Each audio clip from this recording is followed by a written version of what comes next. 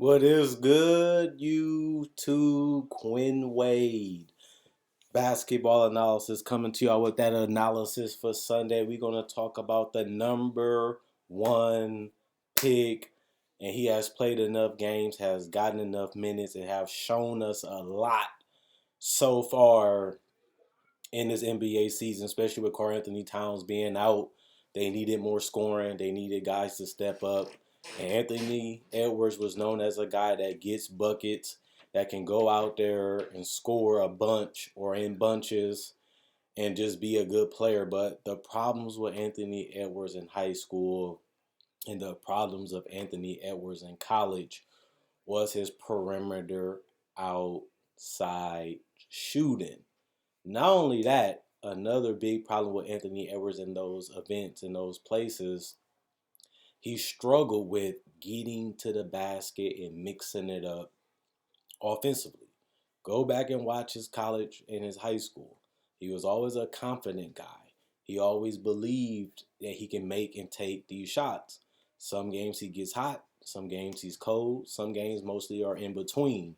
But if you're going to be an elite scorer, especially when you're a great athlete and you're strong, you have to mix it up. Same thing I said with Jeremy Grant. The only reason why he's scoring a lot of points is one, because he can shoot. Two is because he's athletic, can get to the basket, and three, he knows other ways to contribute, whether it's backdoor cuts and everything, or just getting out in transitions to put the ball in the basket. And Anthony Edwards is a guy that loves isolation. He loves being able to do his thing when he has the ball. He's not great in the pick and roll either. That allows you to be able to get open shots and room to get a shot off. But if he cannot consistently knock down threes, whether it's catch and shoot or off the dribble, and he can't play in the pick and roll, it's going to be tough for a guy like Anthony Edwards to make it in the league. And we already seen what happened with guys like Alonzo Ball or a Markelle Fultz or Anthony Bennett. Was people start seeing that you can't play, it becomes a part of you. And the only way you can break that demon on your back is by literally going out there, performing, and showing and proving the doubters wrong. And the only reason why I start the video off like that, because he has proved the doubters and the critics right. Because the same problems that hurted him then is the same problems that he's having now. The only difference is the magnitude is higher because he is the number one pick now, and guys are always going to look at, well, compare him to LaMelo Ball, compare him to James Wiseman, compare him to Tyrese Halliburton, and these guys, they're having fantastic seasons compared to Anthony Edwards. And I really feel like that was the biggest question mark about Anthony Edwards. He has all the tools to be a great offensive player, but at the same time, if his jump shot don't come around, he could be a Dion Waiters. He could be a J.R. Smith. Guys that can catch fire like he did in college a lot, and guys that can also shoot you out of games and hurt you with their mistakes, with their defense, and with their turnovers. Because Anthony Edwards has the length and the size to guard and defend multiple positions. He's just not a great defender, just not interested defensively, and that's how he was in college and high school, and that didn't change as he continued to do it even in the league. So some of this stuff crushes players. Some of those things motivate players, and some of those things allow them to have a chip on their shoulder because it's a motivation. So to me, I think the hate is going to come on. Him playing in Minnesota, a lot of people not watching, a lot of people not paying attention. He in Towns been out for a significant amount of time already this year, and they're already one of the worst teams in the league. And I don't believe that's going to change even if Towns come back, because they're just bad defensively and they can't stop anybody. And none of those guys are interested in playing on that end of the court, whether Town is there or not. But if Anthony Edwards want to be successful, he should start taking heed to what a lot of people are saying, because what I hear from the critics before he got drafted, what I'm hearing now, is actually ways to help his game, grow his game, and allow his game to come easier. When you playing with guys like D'Angelo Russell and Malik Beasley and these guys, even Towns, it should be easier for you to score. Because one of the biggest things people always said about Anthony Edwards was the fact that he didn't have enough talent. He didn't have enough spacing. And that's obviously not the case right now in Minnesota. He just can't get a shot to consistently go in, and he's not really trying to change his philosophy and his thoughts of how he should get shots and where he should attack and how he should attack. the best part about guys is having moves that are unstoppable, having moves that are unguardable, or having multifaceted ways of scoring on every level or being unpredictable. And if you can't be none of those three, you're basically just a heat check. Jamal Crawford and Lou Williams and those guys made a living off being heat check guys, but they was way more dependable as they shot above 40% and at least was great shooters for most of their career, especially just, in those spurts that you need them. And that's why I was a person that said, if you draft Anthony number one, you should bring him off the bench because he's just not mentally there yet to be a superstar. He might feel like he can be, he might feel like he should be, and I'm not saying that he won't be, but those reasons allow me to think if you're trading for Malik Beasley and you already got Cover and those guys in the Kogi, I think Anthony Edwards is probably the worst guard on this team outside of Jared Cover.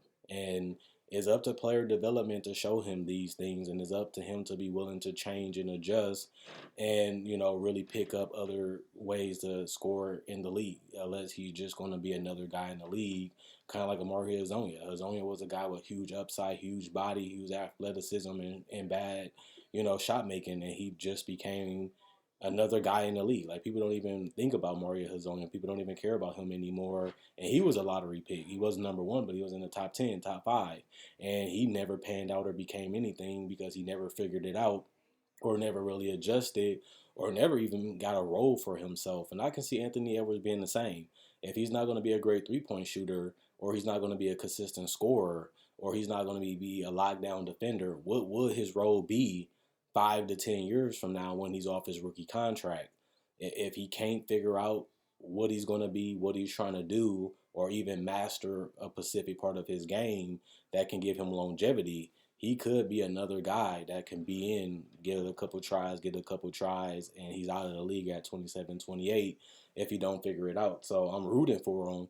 I want to see him successful. I want to see him do well, as I was a person that advocated for him to be the number one pick, not just because of what he did in college, but because of his potential and his body and his athleticism. You can take a guy like that have shown a lot of glimpses of being a 25, 30-point scorer easily if he can figure it out and if he can master, jump shooting. If he's going to take these threes and these mid-range, it doesn't look good when you're shooting 27 and 34% from the field already. Like people make a big deal out of Trae Young and these other guys shooting slumps. He's in a huge one right now. He's playing like a G League player, if I had to be honest. He shouldn't even be playing in the NBA the way he has been playing so far. But if he can use his handle, which he has had a decent handle, and he can use his size to get to the free throw line, if he can use his size to create chaos and even using screens to get his first step so he can get lanes to go to the rim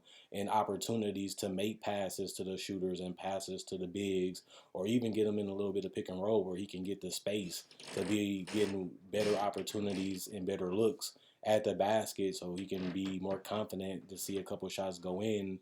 And then next thing you know, that might be what it needs to be to get him going in the right direction. But I'm not saying that he's a bust. I'm just saying that he was a lot more raw than a lot of fans thought. And I knew that he was going to have some troubles. I knew that it wasn't going to be easy for him because it's usually never easy for perimeter players. But he looks like a guy that hasn't played that much basketball. He looks like a guy that's still finding himself. And he looks like a guy that is kind of stuck in his own head. Once he starts figuring things out and once he starts developing his jump shot, probably 1 or 2 years from now, we'll really see what he's going to be in this league as he gets ready to get his rookie extension, possibly signed. They're not going to give up on him quick. Andrew Wiggins was a better player than him currently, and that was a guy that he was compared to. But I think Andrew Wiggins got off to a better start, and he did eventually become a volume scorer in the league, being a 16 to 20-point scorer.